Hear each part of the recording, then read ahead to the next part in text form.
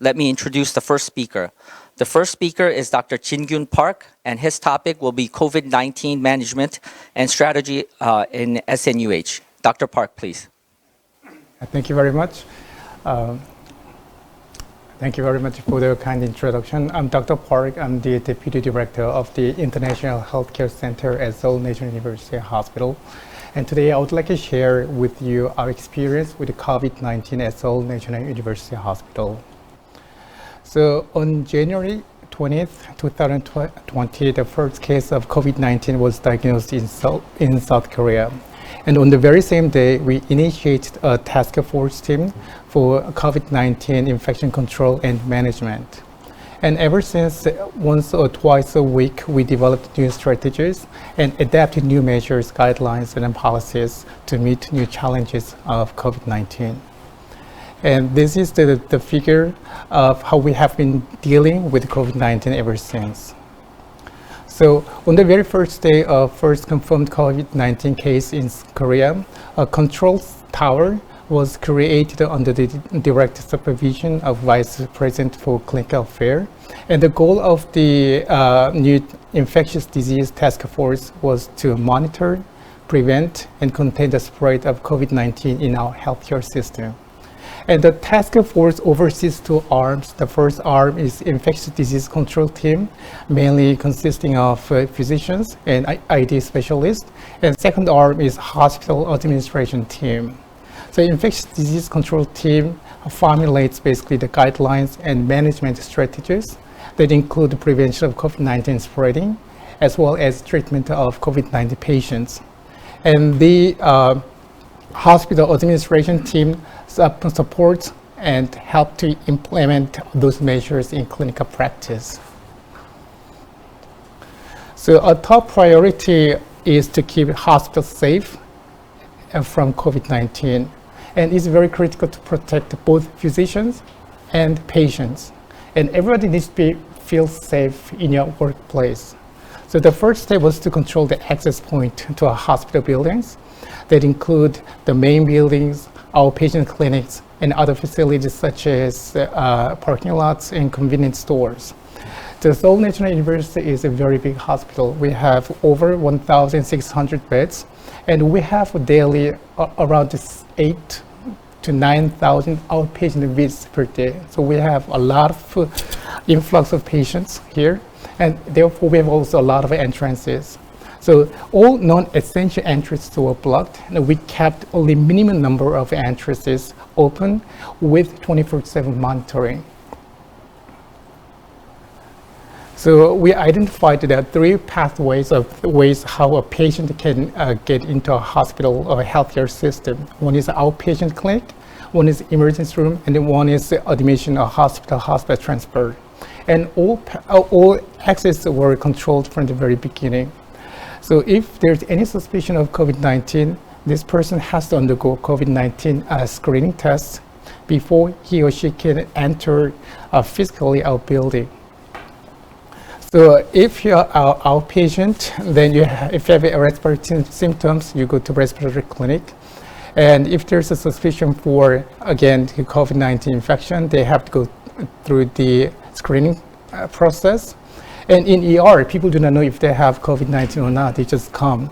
And if a physician suspects of infection, then this person is admitted to transitional isolation ward, a quarantine ward, until COVID-19 is ruled out.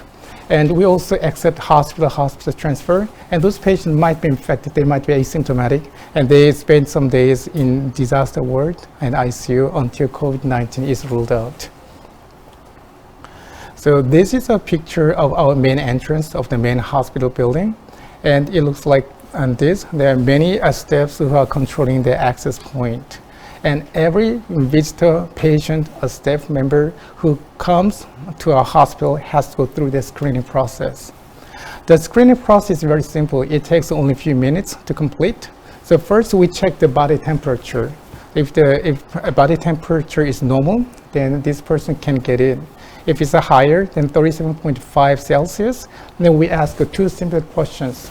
And those are like whether this person was in contact with a patient with a known COVID-19, or if the person has travel history to China or COVID-19 endemic area within 14 days prior to the visit. If yes, they have to go to COVID-19 screening clinic. So we have set up screening clinic outside our main hospital, and this clinic is physically separated for all medical facilities to minimize possibility of exposure to contaminations.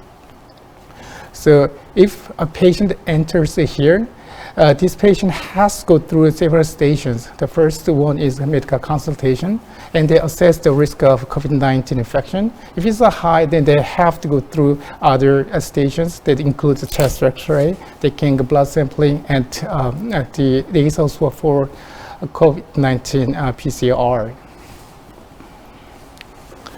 So we start the COVID-19 screening before patients arrive at the hospital. So, and one way is we can identify patients based on their drug utilization record, meaning how where they get the drug prescribed and refilled. And based on that information, we can identify if the patient comes from the endemic area or not. If the patient is from that area, then our computer system or the electronic medical record identifies it immediately and sends alert to medical staffs and also to patients. So, and the patients has to go through a COVID-19 screening clinic in order to be cleaned or cleared of infection. And hospital staff get also alert message to know that this patient could be at risk of infection. And we realize also that patients with respiratory symptoms, they can have COVID-19 and they cough all the time. So if the patient coughs next to you, then you don't feel comfortable. So in order to minimize the risk of latent infection, COVID-19 infection among patients with the respiratory disease, we started to operate a designated respiratory clinic. Yes. And then we also realized that every patient who gets admitted to a hospital needs to be screened.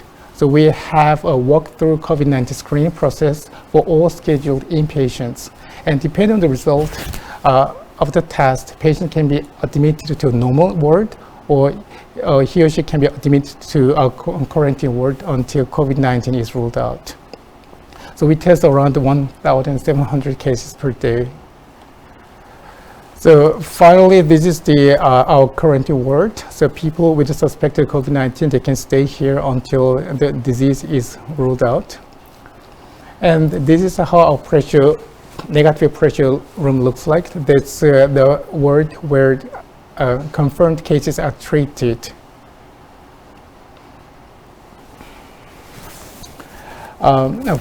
And then we have also identified the need that patients have more than COVID-19, meaning that you can have other diseases.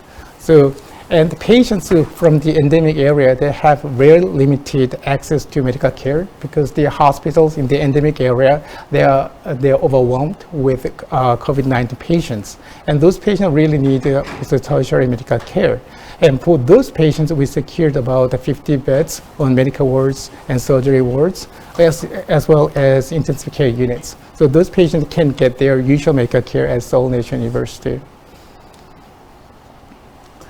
And some patients in the endemic area, they have a difficulty traveling to us because they're worried about possible infection on the way to us.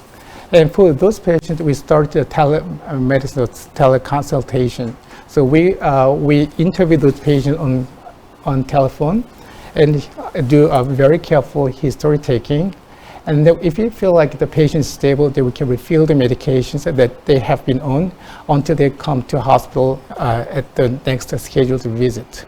And for this, we implemented drug prescription mobile apps. So how it works is after seeing the patients, we send a prescription to the mobile app, and patient can take it to their local pharmacy, and the pharmacist can identify the prescription by QR code, and they can download the information directly from our computer system, and then they can download basically the prescription on site. So there are a lot of patients who are not very sick, so they have mild symptoms. If they are treated at the hospital, they stay 10 to 20 days in the hospital, then the hospital system is overwhelmed. So to avoid massive influx of COVID-19 patients, we started something called Living and Treatment Center for COVID-19 patients. Those are patients who have mild symptoms, and they stay in the treatment center on the direct medical monitoring. So how does it work? So patients are supposed to do self-checkup every day. So they have to measure the temperature and oxygen saturation once or twice daily, and they have to fill out the symptom questionnaire that assess the patient's well-being, basically. And those information are collected and sent to central monitoring center. And if there's any sign of worsening or respiratory distress, this patient is transferred to a tertiary medical center for further care. And also many patients are very anxious because they live there and they feel like they're about to die. And for those patients, we have tele-consultation, usually psychiatric consultations take place for those patients. And we have been treating around 170 patients so far, and to my knowledge, only one patient was transferred to tertiary medical center for further care, saying many people, they are very stable. Seoul National University is also very much involved in clinical trials. The first patient for remdesivir trial was enrolled on March 9th, already at Seoul National University. We practice social distance rigorously. So all departmental and interdepartmental meetings are now held online.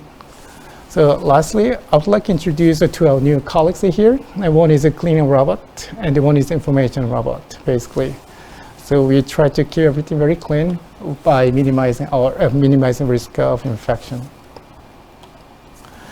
So to summarize our talk today, or my talk today, I think it's very important that you have a control center, a control tower very early in the management. And the control center has to respond very rapidly and have to provide proactive measures such as access control and aggressive screening. And it has to put out very clear guidelines for all hospital staffs and patients. And information transparency is very important, because if you do not get enough information, or if you do not feel like you are getting enough information, you get very concerned. So at Seoul National University, we get daily update on COVID-19 situation. And when you know a lot about what is going on, you are willing to cooperate and participate in that measures. And finally, we try to implement high-tech technology in management of our COVID-19 cases. So this is my slide. Thank you very much for your attention.